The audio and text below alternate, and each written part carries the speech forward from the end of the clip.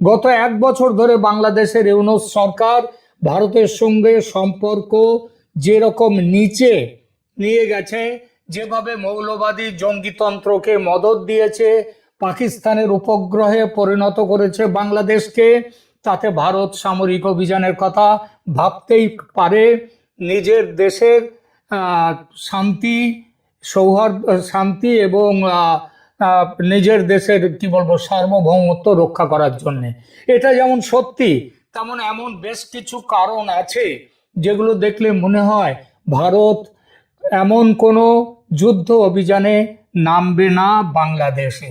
কি সেই কারণগুলো, সেগুলো একরকম দেখা যাক। সম্প্রতি বাংলাদেশ সরকার কিন্তু ভারতের ব্যাপারে সেই প্রথম থেকে যেরকম বিরুদ্ধ অবস্থানে ছিল, সেখান থেকে অনেকখানি সরে এসেছে। ভারতের সঙ্গে শত্রুতা করে যে টিকে থাকা যাবে না, সেটা বুঝেছে বাংলাদেশ।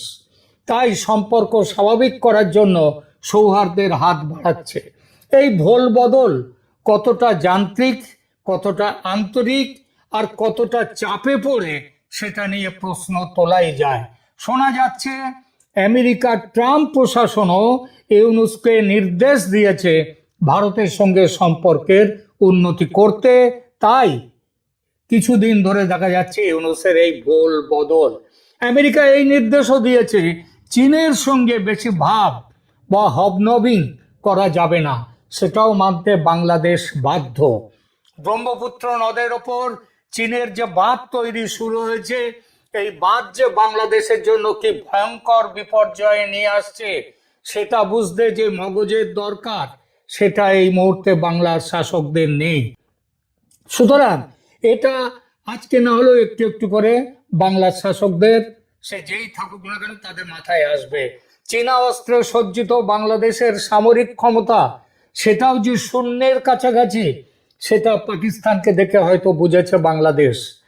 আর এই যে গতকাল ঢাকায় একটা স্কুলের ওপর যে চীনে তৈরি J-7 যুদ্ধ বিমান ভেঙে পড়লো, জেট বিমান, তা থেকেও বোঝা যায় যে চীনা জিনিস কতটা ঠুনকো, এবং তার উপরে নির্ভর করে অন্তত ভারতের বিরুদ্ধে যুদ্ধে নামা যাবে না।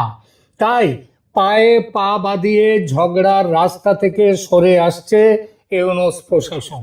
এই যেখানে পরিস্থিতি, সেখানে বাংলাদেশের সঙ্গে খামোখা যুদ্ধে জড়িয়ে পড়ে নিজের শান্তিকামী চেহারায় কালি লাগাতে যাবে কেন ভারত? ভারতের চাহিদা বাংলাদেশে একটা বৈধ গণতান্ত্রিক শাসন ব্যবস্থা। সেই শাসন ব্যবস্থার মাথায় হাসিনা সরকার থাকলে ভারত খুশি হয়, কিন্তু হাসিনা সরকারকে থাকতেই হবে এমন এর আগেও যেমন গত 50 বছরে কোনোদিন বলেনি ভারত, তেমনি আজও ভারত বলবে না। ভারত চায় শাসন ব্যবস্থার মাথায় হাসিনা সরকার থাকলে তার সুবিধা কিংবা তার আনন্দ, কিন্তু এই জন্য free, fair and inclusive election চায় ভারত, সেটা সবার আগে।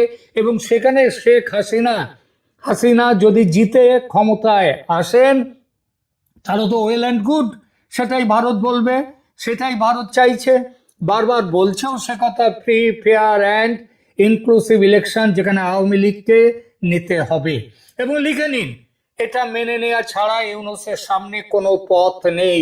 তাই ওই যতই গ্যালারির দিকে ফিরে যতই বলুক না কেন এনসিপি এবং ইউনূসের লোকজন, যতই চিৎকার করুক না কেন আওয়ামী লীগের কোনো জায়গা নেই, ফ্যাসিস্ট আওয়ামী লীগ বলে যত চিৎকারই করুক, আগামী ফেব্রুয়ারিতে কিংবা তার খুব কাছাকাছি সময় ভোট হচ্ছে বাংলাদেশে, লিখে নিতে পারেন। এবং সেই নির্বাচনে অংশ নিচ্ছে আওয়ামী লীগ। যুদ্ধ না করেই যদি জয় আসে, তাহলে কেন যুদ্ধে যাবে ভারত? কেন নিজের নাম খারাপ করবে?